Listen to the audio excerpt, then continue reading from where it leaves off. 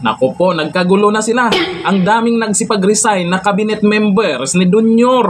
Nako, kasama kaya dito si Speaker, si Clear, at kung sino pa dyan. Nako, eto, isa-isahin natin kung sino po yung nagsipag-resign ngayon sa oras na to. Kasi sunod-sunod po yan. Dahil po dito sa post po ni Junior, ay maganda tong ginawa niya. Pero, ang tanong, anong plano kung bakit niya ginawa ito? Kasi nung una, ay nakipagbati sa mga Duterte, ay parang hindi umubra. Ito yung sunod na ginawa niya. Ayan po, ang sabi po niya sa balitang ito ha. The people have spoken. President Ferdinand Marcos Jr. has called for the courtesy resignation of all cabinet secretaries to recalibrate his administration following the results of the recent elections. Nakita po kasi nila yung resulta. Ayaw na ng taong bayan. Ito, may mga nagsipag-resign na nga. Dito po sa Inquirer.net, isa-isahin natin kung sino-sino yan. Ayan po, si DOTR Secretary Vince Dizon. In a press briefing, says he will step down from his post following President Ferdinand Marcos Jr.'s directive urging all cabinet secretaries to tender courtesy resignations. Siguro lahat. Pero yung iba na ayaw mag-resign, makapal yan, di ba? Kasi lahat daw, di ba? Lahat. Kaya abangan natin kung sino mo yung mga susunod na magsipag-resign. Maganda po itong ginawa ni ni Junior. Simula po nung 3 years siya. Pero ito yung pinakamagandang nagawa niya. Na nakita niyang ayaw na talaga ng taong bayan sa kanya. Pero ang tanong, kontento ba yung taong bayan dito sa ginawa niya? Baka mayroong kayong gusto na mag-resign. Hindi yung lahat ng cabinet members papalitan. Ito pa, meron pa. Following the call of President Ferdinand Marcos Jr. for courtesy resignation of all cabinet secretaries, DSWD Secretary Rex Gatchalian says that he will file his resignation this morning. Nako, si Gatchalian mag-resign na rin. Ito pa. Budget Secretary Amina Pangandaman says she will submit her courtesy resignation. Lakadiha. Sabi ni, inaabangan ko dito kay Speaker talaga, no?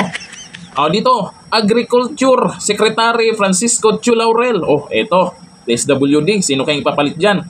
Says he has submitted his courtesy resignation and is leaving it to the President's judgment to determine whether he will continue to be part of his cabinet. Naku, baka naman dapat Junior, itong yung sinabi na magsipag-resign, kung magsipag-resign lahat yan, dapat tanggapin. Ang tanong dito, ito nagsipag-resign sila, siyempre aprubahan pa ng Pangulo yan. Kung hindi naman aprubahan, ay budol na naman yan. Kasi siya mismo nagsabi na magsipag-resign, di ba? Ito pa, ito ang inaabangan natin. Isa sa nagkaroon ng papel sa pagka-aresto kay dating Pangulong Duterte. Sino siya? Ito, si Rimula to submit courtesy resignation as DILG chief. Magre-resign na rin daw siya. Nako po. Ayan na, si Gatchalian magre-resign, DSWD chief. Dahil sa order daw ni Junior. Ito si Aguda, resign as DICT head. Si Rap Recto. Nako, ito si Rap Recto. Finance chief Rap Recto submits courtesy resignation to the President. Medyo marami-rami na po. Ngayong umaga lang po yan. Medyo marami-rami na po ang nagsipag-resign. Nagkakagulo na nga sila. Sino-sino bang ipapalit nila dyan? Baka ipapalit nila dyan mga, mga Duterte supporters na. Inuubos talaga. Pero, huwag tayong pakampante Kasi ito, nagsipag-resign. Ang tanong, aaprubahan ba ni Junior? Kasi minsan, hindi natin alam kung... sabi nga nila, di ba? Bumabalintong-balintong yung desisyon. Sa bagay, si Pangulong Bongbong Marcos naman, nagsabi na magsipag-resign. Ito nga, nagsipag-resign.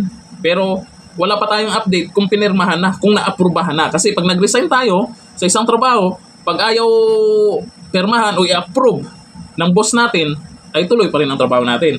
Kaya ito, abangan natin to. Maganda. Napalitan tong mga to at titingnan natin kung magandang maging performance ng mga ipapalit. Pero ito nga lang. Ito ang masama dyan.